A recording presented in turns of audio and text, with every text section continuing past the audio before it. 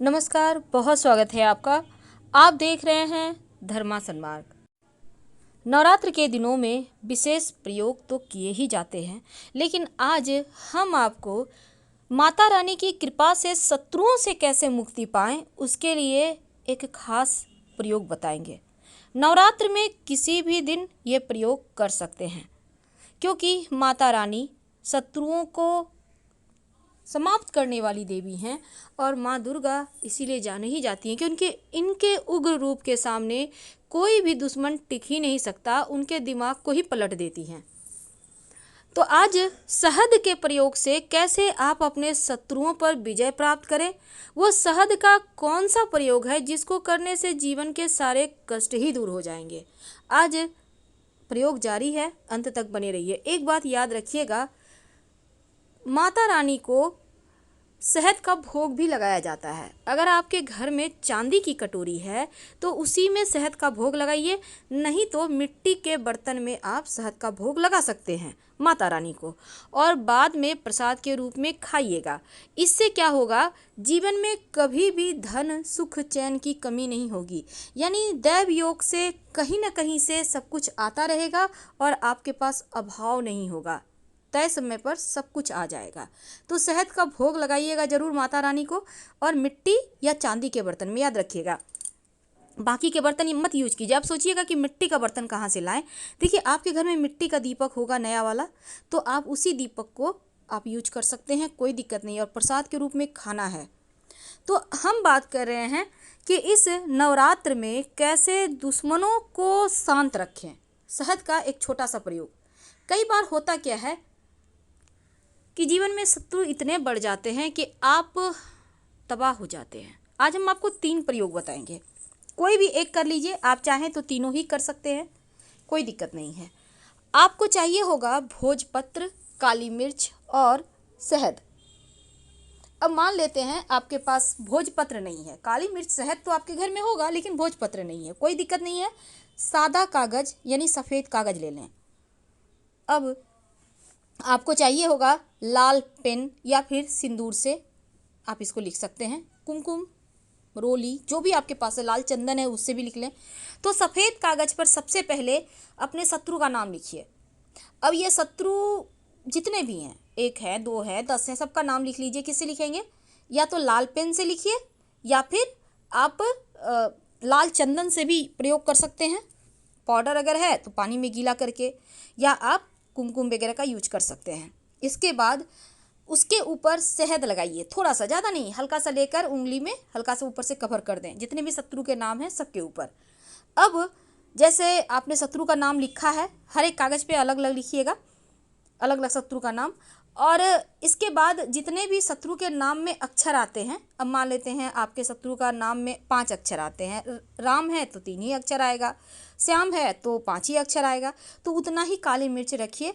अब भगवान को प्रणाम करके, देवी दुर्गा को प्रणाम करके उसको कागज़ को जला दीजिए। जब वो शांत हो जाए तो कहीं मिट्टी में दबा दीजिएगा। आपके शत्रु चाह कर भी आपको नुकसान नहीं पहुंचा पाएंगे। तो पूजा में विशेष प्रयोग किए जाते हैं। और पंच परमेश्वर, आपने नाम सुना होगा, पंच परमेश्वर क्या होता है? ब्रह्मा, विष्णु, महेश, माता रानी यानी दुर्गा माँ और गणेश जी। अब ये होंगे कहाँ? ये तो मंदिर में ही होंगे ना, जहाँ माँ दुर्गा का मंदिर है। वहाँ पर आप देखिएगा ब्रह्मा, विष्णु, महेश जरूर होते हैं। गणेश जी तो होंगे ही, क्योंकि उनके बिना तो पूजा ही अधूरी है। तो जीवन में जब परेशानी बढ़ जाए, बहुत तकलीफ हो, तब एक छोटा सा प्रयोग कीजिएगा। इस नवरात्र में किसी भी दिन कर सकते हैं, क्योंकि 9 के 9 दिन सिद्धियां देने वाले हैं। क्या करेंगे? सबसे पहले तो आपको काली मिर्च चाहिए 11 दाने, याद रखिए 11 दाने काली मिर्च। अगर माता रानी के मंदिर में शिवलिंग है तो वहाँ चले जाइएगा, नहीं तो शिव जी के मंदिर में चले जाइएगा, ये प्रयोग कर लीजिएगा। तो आपको चाहिए 11 दाने काली मिर्च और थोड़ा सा कच्चा दूध। कच्चा दूध मतलब जो बॉयल किया हुआ दूध नहीं है। अब इस दूध में काली मिर्च को कूट लें, पाउडर यूज नहीं करना है, ठीक है। इसको किसी भारी वस्तु से हल्का सा दबा दें, वो हो जाएगा चूर। अब इस पाउडर को आप दूध में डाल दें और प्रेम से ले जाकर शिवलिंग पर अर्पित कर दें। शिव जी से प्रार्थना करें जो भी आपके शत्रु हैं, प्रभु रक्षा कीजिए। दिल से आ जाइए, शिव जी से जुड़ जाइए, आपके जीवन के सारे कष्ट ही मिट जाएंगे। इसके बाद जब आप दूध में काली मिर्च डालकर शिवलिंग पर अर्पित करें, इसके बाद आप 1 लोटा जल जरूर अर्पित कीजिएगा और शिव जी से प्रार्थना कीजिए। अब शिव जी आपकी पुकार सुनेंगे। संभव हो तो 3 दिन लगातार जरूर कर लें ये प्रयोग। कोई भी प्रयोग 3 दिन लगातार आप कर सकते हैं, लेकिन अब जो हम आपको प्रयोग बताएंगे एक ही बार काफ़ी है। ये प्रयोग महिला पुरुष कोई भी कर सकता है। वैसे तो कोई भी प्रयोग कोई भी कर सकता है, लेकिन अब जो हम आपको प्रयोग बताएंगे, इस प्रयोग को आप घर में ही करना है, बाहर नहीं जाना कहीं। तो घर में आप कई बार क्या होता है, अपने ही शत्रु होते हैं। कई बार ऑफिस में आपके शत्रु हैं, लोग आपके काम से जलते हैं, आपकी पर्सनालिटी से जलते हैं, आपके व्यापार स्थल पर शत्रु है। कई बार आपके स्टाफ ही आपकी दुकान में चोरी करते हैं, आपसे जलन भाव रखते हैं, बहुत सारी परेशानियां होती है। कई बार आपके सेवक, जिसको हम नौकर कहते हैं, आपके घर में हैं, वही आपसे जल रहे हैं। तब क्या करेंगे?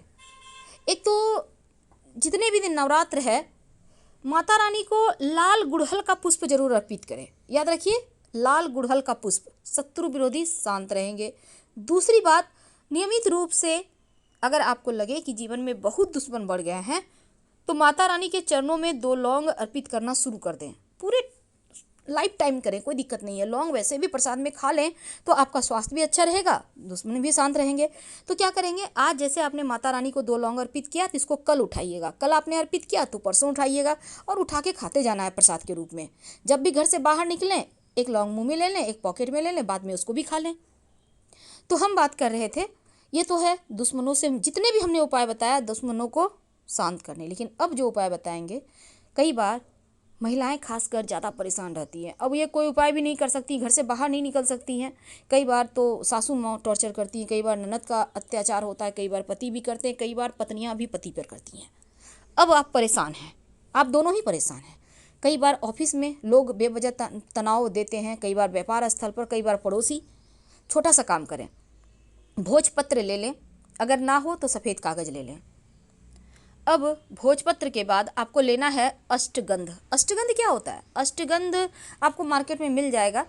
अगर ना हो अष्टगंध, तब ऐसी दशा में आप लाल चंदन ले लीजिएगा। अब भोजपत्र या सफ़ेद कागज़ जो भी है आपके पास, और आपको चाहिए अनार की कलम। तो अनार की कलम के सहारे इस अष्टगंध या फिर चंदन के सहारे आप भोजपत्र या सफ़ेद कागज़ जो भी आपने लिया है, दुश्मनों का नाम लिखिए, जितने भी शत्रु हैं सबका नाम लिख दें। 7 बार मोड़िए और शहद की शीशी में अंदर डुबो दें। याद रखिए, प्लास्टिक की शीशी नहीं लेनी है, कांच की लेनी है, कांच की, याद रखिए। अब इसको एकदम अंदर डीप कर दें और ढक्कन लगा दें कस के। आप चाहें तो कहीं मिट्टी में दबा दें, या आप चाहें तो घर में ही कहीं पर साइड में सुरक्षित रख दें। जितने दिन इस शहद में शत्रु के नाम डूबे रहेंगे, उतने दिन दुश्मन शांत रहेंगे, चाह कर भी आपका बाल भी बांका नहीं कर पाएंगे। हम आपसे विदा लेंगे। हर हर